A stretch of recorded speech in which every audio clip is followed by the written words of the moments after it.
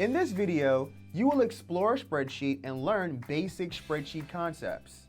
Once you know how a spreadsheet works, you can change the to-do list template to suit your needs. Here is an example of a blank spreadsheet. Spreadsheets contain many rectangles called cells. Cells are organized into rows and columns.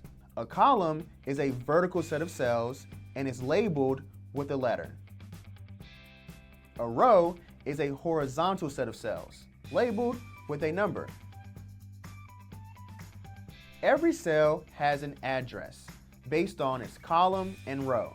For example, this cell is called A1 because it is in column A, row 1. This cell is B5, or column B, row 5. To navigate the spreadsheet, click on different cells, or use the arrow keys on the keyboard to move around the grid.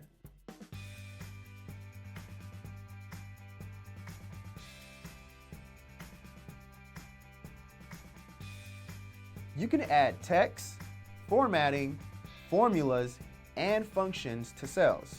To edit the contents of a cell, click on it. A border will appear around the selected cell. Type and press enter.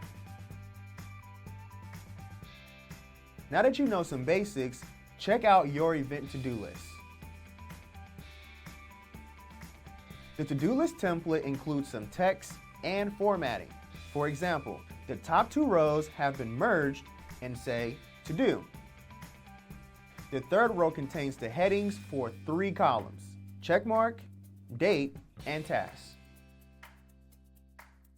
Now it's your turn. Make sure you've opened the to-do list template, then move on to the next video to start adding tasks.